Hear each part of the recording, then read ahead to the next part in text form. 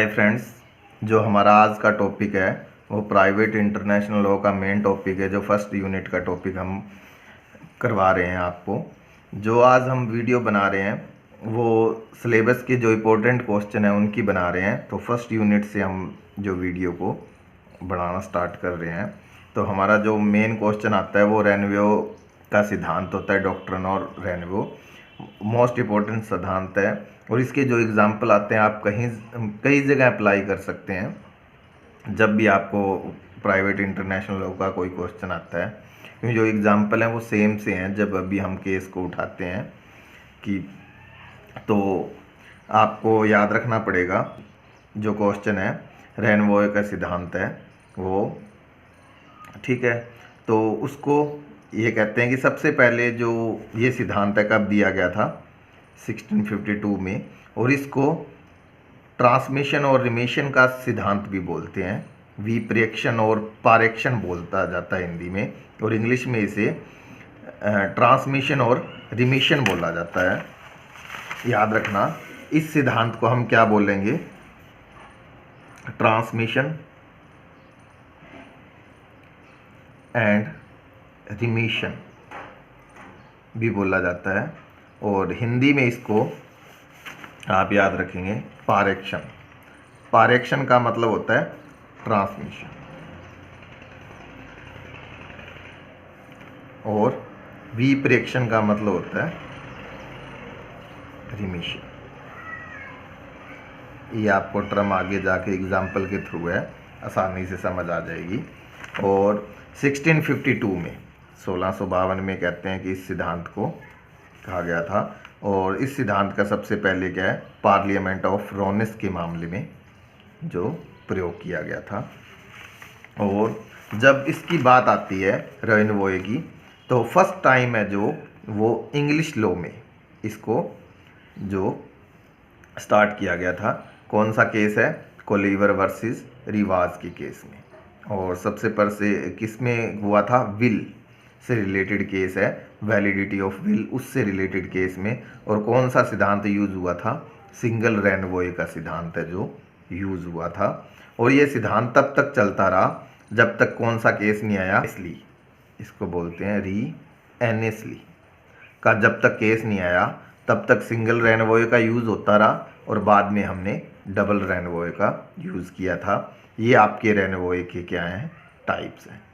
ये आपकी स्टार्टिंग है कि कहाँ पे ये सिद्धांत जो सबसे पहले लागू हुआ और कौन से केस में हुआ, ये हम कह सकते हैं।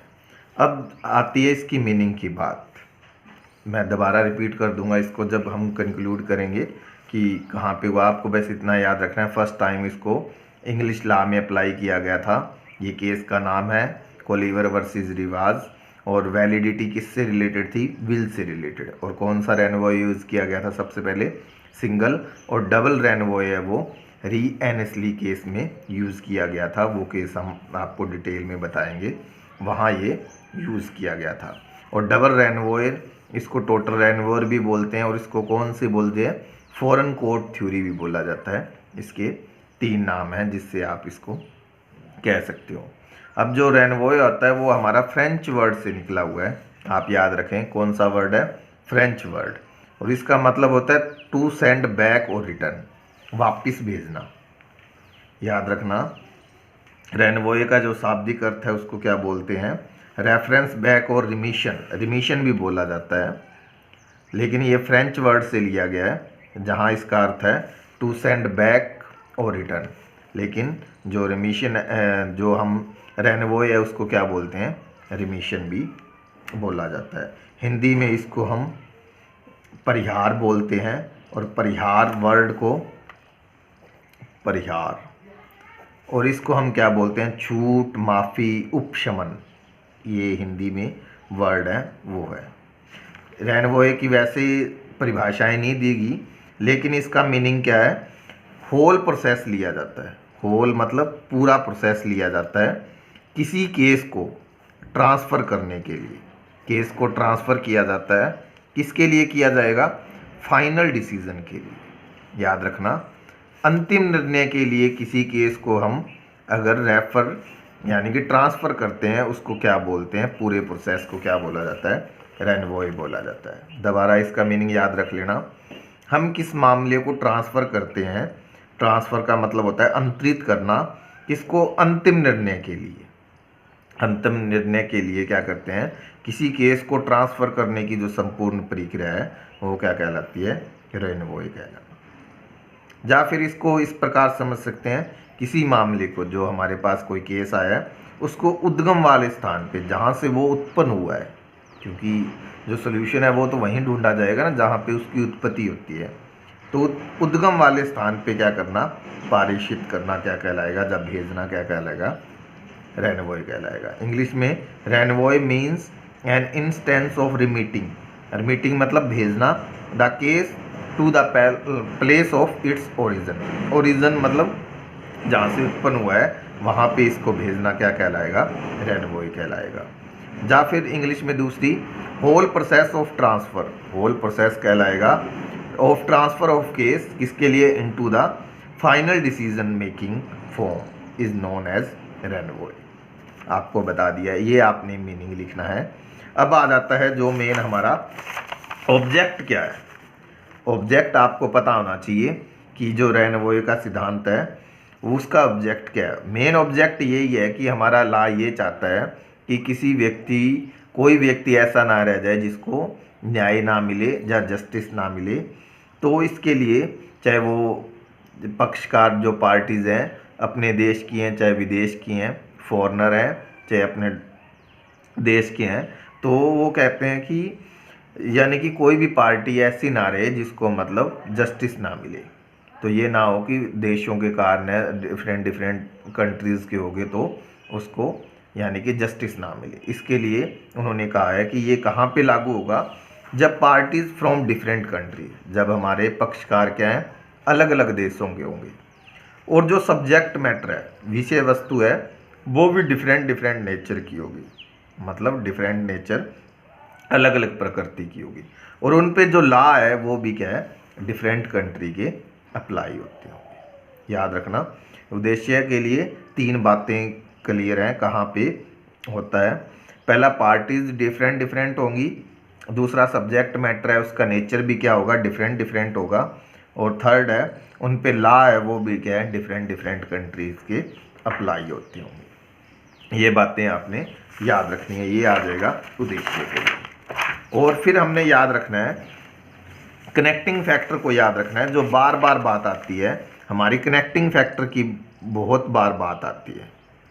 जो कनेक्टिंग फैक्टर, जब भी 2 कंट्रियों के बीच में कोई भी डिस्प्यूट होता है, जो कंट्रीज़ के बीच में नहीं, वहाँ के जो पर्सन्स के बीच में है, क्योंकि जब कंट्री की बात करेंगे तब पब्लिक इंटरनेशनल लॉ आ जाएगा, जब वहाँ के सिटीज़न की बात करेंगे तब हम प्राइवेट इंटरनेशनल लॉ की बात करते हैं। तो इनके बीच में कनेक्टिंग फैक्टर होता है जिसे जोड़ने वाली कड़ी बोलते हैं, और यही इनको क्या करती हैं, जो कोर्ट्स में जो डिसीज़न होते हैं उनको क्या करती हैं, कंट्रोल करती हैं। और कनेक्टिंग फैक्टर है, इनको आपको ध्यान से समझना पड़ेगा।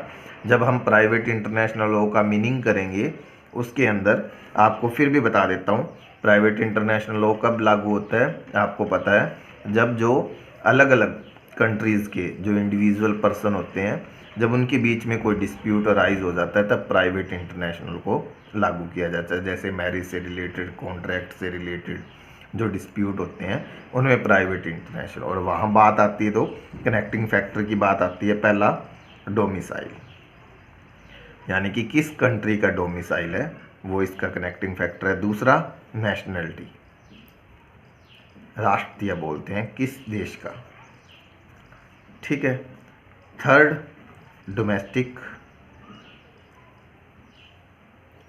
और फोर्थ, बर्थ और डेथ। ये भी पॉइंट आएंगे कहाँ पे उसका जन्म हुआ और कहाँ पे।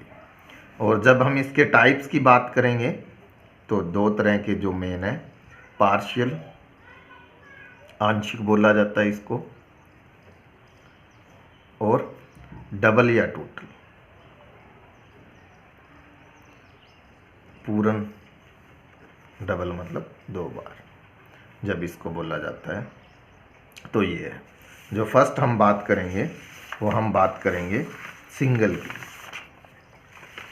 सिंगल की बात करने के लिए याद रखना, जब हम पार्शल की बात करते हैं, पार्शल की बात करते हैं तो ये ओनली दो देशों के जो संयोजी तत्व हैं, ओनली 2 कंट्रीज़ हैं, उसके जो संयोजी तत्व हैं, कनेक्टिंग फैक्टर है, उनको लिया जाता है। इसमें जो रेफरेंस है उसको एक ही बार क्या है, स्वीकार या अस्वीकार किया जाता है। या तो उसको एक्सेप्ट किया जाएगा या उसको रिजेक्ट किया जाएगा। जब भी कोई कोर्ट के सामने कोई भी केस आएगा, उसमें कनेक्टिंग फैक्टर के अनुसार, यानी कि कनेक्टिंग फैक्टर होगा, उसके अकॉर्डिंग हमने अगर फॉरेन की विधि को अप्लाई करना है, विदेशी विधि को अप्लाई करना है, तो उस देश को क्या किया जाएगा, रेफ़र किया जाएगा।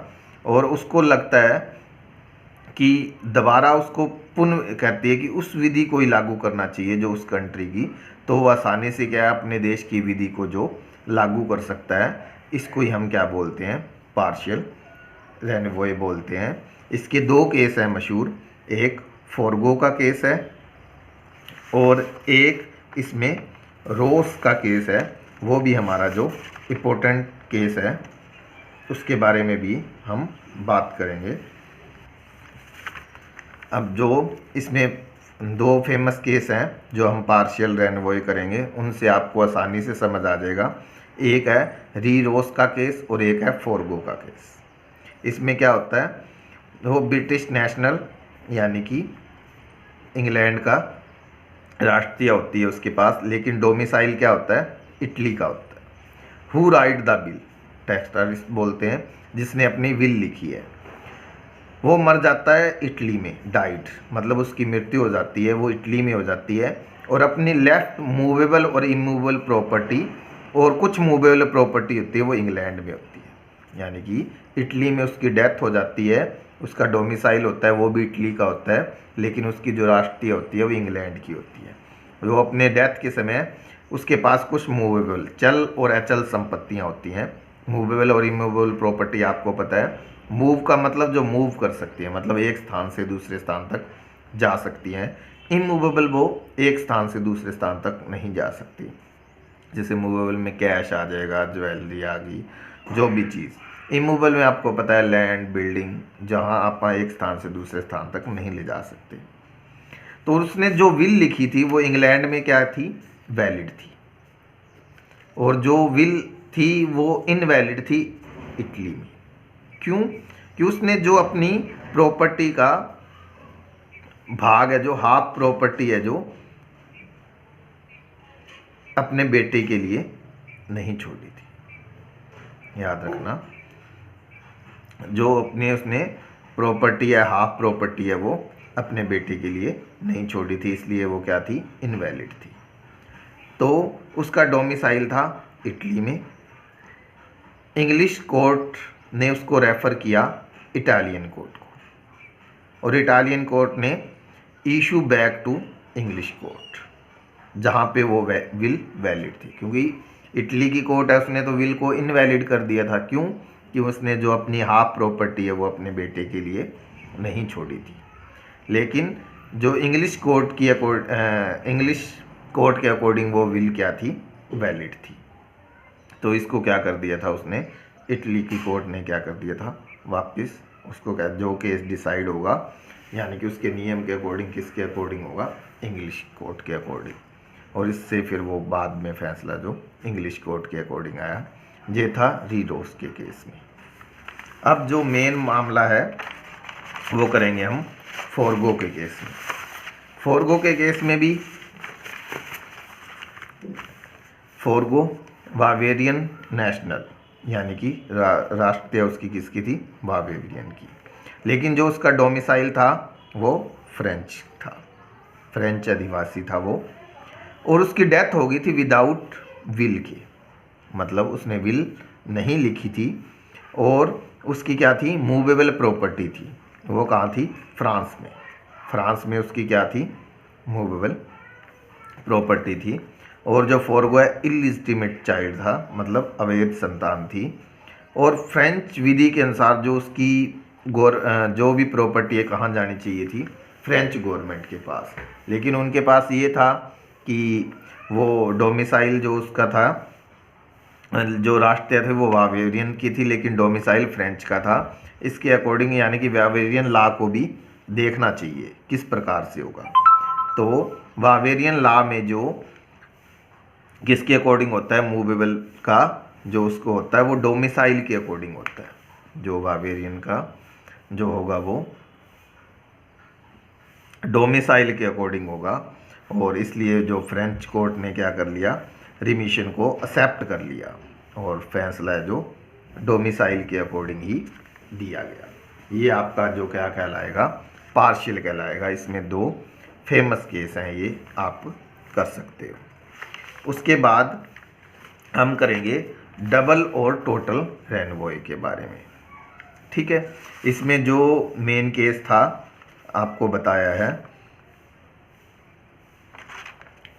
जो इसमें मेन टॉपिक आएगा रेनवॉय का, वो कहता है कि कहाँ पे ये लागू होता है। मान लो कि ए सिटीजन है ऑफ स्टेट एक्स का, स्टेट एक्स है, सिटीजन तो एक स्टेट का है लेकिन डोमिसाइल उसका क्या है, दूसरे स्टेट में, और वो मूवेबल और इमूवेबल प्रॉपर्टी है उसकी 2 और 3 स्टेट में।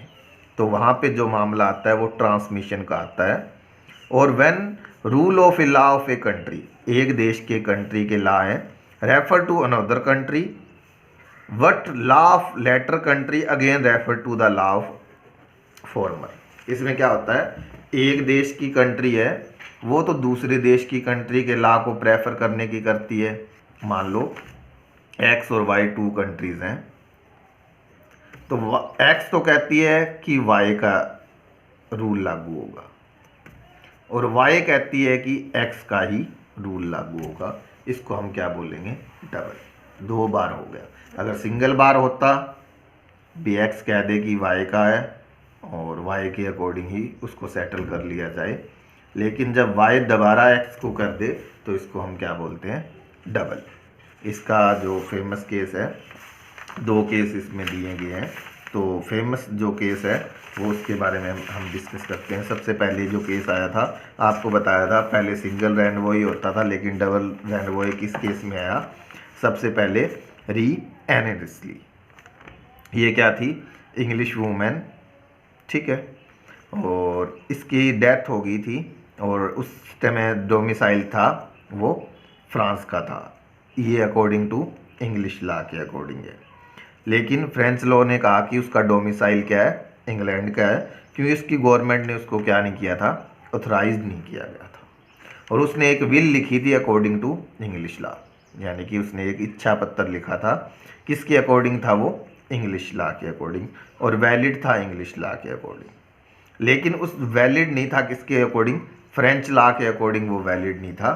क्यों, क्योंकि उसने अपने बच्चों के लिए, चिल्ड्रन के लिए कितनी प्रॉपर्टी का नहीं छोड़ा था, 2/3 प्रॉपर्टी है वो अपने बच्चों के लिए नहीं छोड़ी थी।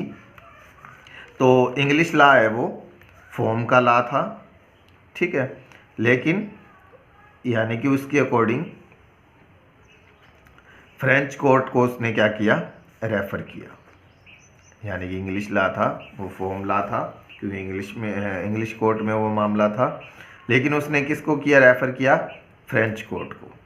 और फ्रेंच कोर्ट ने क्या कर दिया, रीट्रांसफ़र टू इंग्लिश लॉ, दोबारा उसको ट्रांसफ़र कर दिया। क्यों, उसकी नेशनलिटी के अकॉर्डिंग। ये याद रखना, पुनः उसे निर्देशित कर दिया, क्यों, राष्ट्रीय की विधि के अनुसार ही निपटाना चाहिए। ये हम क्या बोलेंगे, डबल। पहले क्योंकि इंग्लिश कोर्ट ने किसको किया, उस कोर्ट को, और उस कोर्ट ने क्या किया, मामला दोबारा ट्रांसफ़र कर दिया, इसलिए हम क्या बोलते हैं, डबल बोलते हैं। ठीक है, एक और केस है जिसमें 3 बातों को बताया गया है, ये करेंगे ओस बैरिन केस, ओ बैरिन। इसमें थी कैपेसिटी टू इंग्लिश मैन, यानी कि टू मैरी की कैपेसिटी के लिए था। इंग्लिश कोर्ट ने जो किया वो लेक्स कॉजा अप्लाई किया, और उसने देखा डोमिसाइल ड्यूल डोमिसाइल था, और issue of marital capacity to Italian law, lex domicile के अकॉर्डिंग उसने देखा। Italian court would refer to English law, English law को ही उसने रेफ़र कर दिया। We are back we started, जहाँ हम वहीं पे वापस आ गए जहाँ पे हमने शुरुआत की थी। तो English court look to Italian law to see, तो इटालियन कोर्ट वुड, दो ही तरीके हैं, या तो एक्सेप्ट करेगी या रिजेक्ट करेगी। English court would apply Italian law, अगर एक्सेप्ट करती है तो वो इटालियन डोमेस्टिक लॉ को भी देखेगी।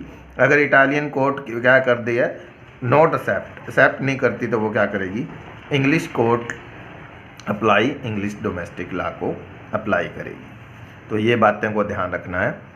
तो इसके बाद एडवांटेज के बारे में बात करते हैं। लाभ क्या है, promote reasonable expectation of parties, जो पार्टीज होती हैं उसके अगर रीजनेबल एक्सपेक्टेशन है, रीजनेबल का मतलब जिसके पीछे रीज़न है, प्रॉपर रीज़न हो, उसकी एक्सपेक्टेशन होती है आशाएं, जो आशाएं होती हैं पार्टीज़ की, जो एक्सपेक्टेशन करते हैं हम, अगर वो रीज़नेबल है तो उनको प्रमोट करती है। प्रमोट का मतलब उनको आगे प्रोग्रेस, जैसे प्रोग्रेस करते हैं, प्रगति करना, उसको बोलते हैं। Uniformity in term of resolution, जब भी कोई रीसोल्यूशन दोबारा सोल्यूशन लाया जाएगा तो यूनिफॉर्मिटी आएगी। यूनिफॉर्मिटी का मतलब है एक रूपता आ जाएगी उनके अंदर।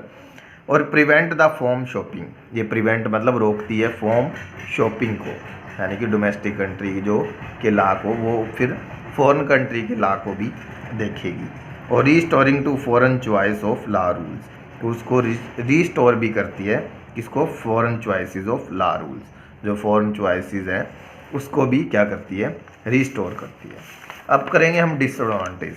डिसएडवांटेज में अब defeat reasonable expectation of person, जो पर्सनस है उनकी जो रीजनेबल है, रीजनेबल मतलब जो आपको बताया जिसके पीछे रीज़न हो, उसकी एक्सपेक्टेशन होती है, उनको कई बार डिफीट कर देती है। हर टाइम ये बात सही नहीं होती कि उनको प्रमोट ही करे, कई बार ऐसे निर्णय भी आते हैं, डिसीजन भी आते हैं, कई केस आपको मिल जाएंगे जिनमें क्या किया गया, एक्सपेक्टेशन को क्या किया गया है, पर्सन में जो पर्सन की एक्सपेक्टेशन उनको डिफीट किया गया है। प्रैक्टिकली डिफ़िकल्ट है, अगर हम प्रैक्टिकली इसे अप्लाई करें व्यवहारिक तौर पे तो बहुत मुश्किलें आती हैं। प्रॉब्लमेटिक फॉर फेडरल स्टेट, जो संघीय क्षेत्र होते हैं उनके लिए क्या करती है, प्रॉब्लमेटिक मतलब समस्याएं पैदा करती हैं। अनसेटल्ड बाय फॉरेन कंट्री, जो केसेस यानी कि फॉरेन कंट्री के रूल्स के अकॉर्डिंग भी उनको, फॉरेन कंट्री है उनको सेटल करने में प्रॉब्लम आती है। अगर वो दूसरे देश की कंट्री है और फॉरेन कंट्री के रूल्स को अप्लाई करके अगर सेटल करेगी तो उसको क्या आएगी, बहुत प्रॉब्लम आएगी। ये चीज़ इसके अंदर है। अब जब हम स्टार्टिंग में अब बता देते हैं जो मेन है, आपने क्या करना है, सबसे पहले जो इसके बारे में आपने बताना है, ये सिद्धांत कब शुरू हुआ, 1652 में आपको बताया था। क्या नाम है इसको, ट्रांसमिशन एंड रिमिशन थ्योरी भी बोला जाता है। और सबसे पहले आपको बताया था इंग्लिश लॉ में इसको अप्लाई किया गया था, ओलिवर वर्सेस रिवाज के केस में। तो रिवाज के केस में इस विल से रिलेटेड था वैलिडिटी। सिंगल रेनवॉय को यूज़ किया गया था, डबल रेनवॉय आपको बताया था री एंसली के केस में लागू किया गया था। फिर आपने इसको, ये इंट्रोडक्शन में आ जाएगा और आपने बताना है कि ये जस्टिस के लिए ज़रूरी है, और जस्टिस के लिए हमें क्या चाहिए, जो डोमेस्टिक लॉ को फॉरेन कंट्रीज़ के लॉ को भी देखना पड़ेगा। और इस फ्रेंच वर्ड से लिया गया टू सेंड बैक और रिटर्न, इसको रिमिशन बोला जाता है। और इसको जब हम डेफिनेशन, प्रॉपर कोई डेफिनेशन नहीं है लेकिन जब बात करेंगे तो होल प्रोसेस है जब हम केस को ट्रांसफ़र करते हैं, किसके लिए, फाइनल डिसीजन के लिए, जब केस को ट्रांसफ़र किया जाता है इसके ओरिजिनल प्लेस पे, तो इसको क्या बोला जाता है, डॉक्ट्रिन ऑफ रेनवॉय बोला जाता है। फिर आपको ऑब्जेक्टिव बता दिए थे, जब डिफरेंट पार्टीज़ हों, डिफरेंट सब्जेक्ट मैटर का नेचर हो, और जो लॉ भी क्या होते हैं, डिफरेंट होते हैं। और उसके बाद हम जब भी करेंगे वो कनेक्टिंग फैक्टर को देखें। कनेक्टिंग फैक्टर 4 बताए थे, डोमिसाइल, नेशनलिटी, जो बर्थ और डेथ बताई थी, और एक फैक्टर है जो वो आपका डोमेस्टिक लॉ, जो स्थानीय विधि है। उसके बाद दो इसके टाइप्स हैं, पार्शियल और टोटल या डबल रेनवॉय। पार्शियल में जब एक बार जब एक कंट्री दूसरे कंट्री को रेफ़र कर देती है और दूसरे कंट्रीज़ के लॉ के अकॉर्डिंग ये कहा जाता है कि जो भी आप इसके अकॉर्डिंग डिसीज़न लीजिए, तो वो हमने फॉरगो और री रोस के केस में जो हमने डिसीज़न किया था वो आपको करना है। डबल रेनवॉय में जो एनएस ली के केस में हमने किया था, इंग्लिश वूमेन के केस में, जो एक कंट्री दूसरी कंट्री को करती है केस रेफ़र, दूसरी कंट्री फिर वापस उस कंट्री को रेफ़र कर देती है जिसने वो किया था। इसको हम क्या बोलेंगे, डबल बोलेंगे। इसके भी एग्जांपल आपको 2 दिए थे। उसके बाद हमने एडवांटेज और डिसएडवांटेज की थी, और लास्ट में आपने ये कंक्लूज़न लिख देना है कि ये जस्टिस के लिए क्या है, बहुत ज़रूरी ये सिद्धांत है। और बस, और इससे आपका जो 20 मार्क्स का ये क्वेश्चन क्या है, अच्छी तरह। धन्यवाद। इस वीडियो को देखिए। आपको प्रॉब्लम आती हो तो हमें बता दिए, नेक्स्ट वीडियो में हम सुधार कर सकें, और हम इंटरनेशनल, प्राइवेट इंटरनेशनल लॉ के जितने भी इंपॉर्टेंट क्वेश्चन हैं वो आपको सभी करवा देंगे। 20 मार्क्स के अकॉर्डिंग है, और 5 मार्क्स के अकॉर्डिंग भी जो क्वेश्चन आएंगे उनकी सभी की वीडियो आपको सेंड कर दिए। इस वीडियो को बार बार देखें। अगर समझ नहीं आती, कोई प्रॉब्लम हो तो हमें कमेंट कीजिए, और फ़ोन करके भी आप पूछ सकते हैं अगर आपको कोई प्रॉब्लम आ रही है।